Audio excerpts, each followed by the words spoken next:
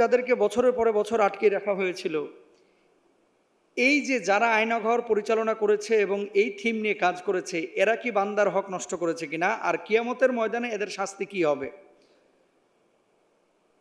এরপরে লিখেছেন যে মোহতারাম ব্যারিস্টার আরমান সাহেব এবং আমান আজমি সাহেব, ওনাদেরকে যে আয়নাঘরে রাখা হয়েছিল, এই যে 10টা বছর 8টা বছর ওনাদের জীবন থেকে কেড়ে নেওয়া হলো, যারা এই কাজের সাথে জড়িত ছিল তারা কি আল্লাহর আদালতে দাঁড়াবে না? ভেরি ভেরি ইম্পর্টেন্ট একটা বিষয়। আয়নাঘর নিয়ে এখন ব্যাপক আলোচনা হচ্ছে বাংলাদেশে।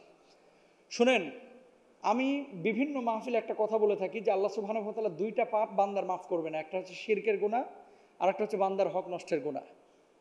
কতটা অনিশ্চয়তার মধ্যে 10টা বছর এই আমান আজমির কেটেছে, কতটা অনিশ্চয়তার মধ্যে 8টা বছর ব্যারিস্টার আরমানের কেটেছে।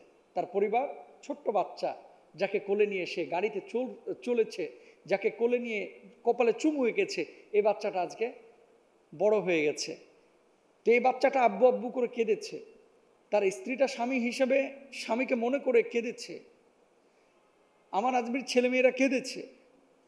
তো এই যে এতগুলো মানুষের, প্রত্যেকটা মানুষের দুইটা করে চোখ আছে, চোখ দিয়ে যখন পানি পড়ে, এক চোখ দিয়ে পড়ে না ভাই, দুই চোখ দিয়েই পানিটা পড়ে। চোখের যে উত্তপ্ত পানিটা আর এই যে হৃদয়ের যে দীর্ঘ শ্বাসটা, নিঃশ্বাসটা, ভাই জালেমরা এটা ভাবে না, কখনো কল্পনাও করে না যে এভাবে তাদের পতন হবে।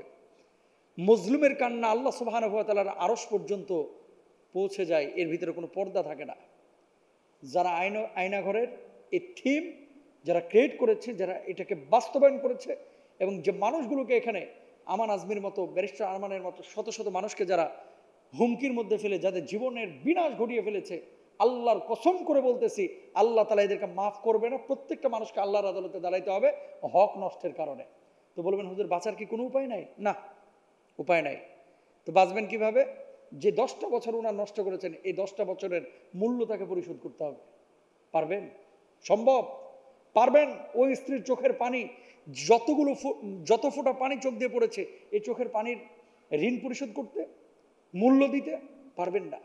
যে বাচ্চাটা রাত্রিবেলা আব্বু আব্বু করে ফুপিয়ে ফুপিয়ে কেঁদেছে, ওই বাচ্চাটা ঋণ পরিশোধ করতে পারবেন? পারবেন না।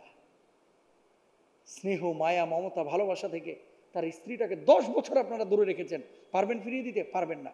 তাহলে কিয়ামতের ময়দানে আল্লাহর আদালতে যে আয়না ঘরটা এস্টাবলিশড হবে, প্রতিষ্ঠিত হবে, সে আয়না ঘর হবে ও আরো মারাত্মক। আরে দুনিয়ার আয়না ঘরে তো ছোট্ট একটু জানালা ছিল, দুনিয়ার আয়না ঘরে মাঝে মাঝে বাতাস দেওয়া হতো, দুনিয়ার আয়না ঘরে 2 বেলা খাবার দেওয়া হতো।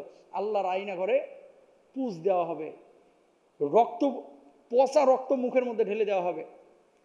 আল্লাহ সুবহানাহু ওয়া তাআলা এই সমস্ত জালেমদের মাফ করবেন না। কি অপরাধ ছিল এই মানুষগুলোর! আহা, মানুষ যদি বুঝতো যে কিয়ামতের ময়দানে কি পরিমাণ তাদেরকে এই আযাবের সম্মুখীন করা হবে, কখনো মানুষ এই ধরনের আচরণ করতো না।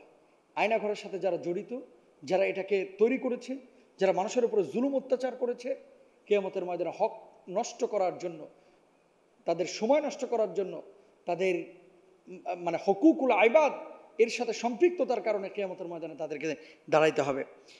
মানুষ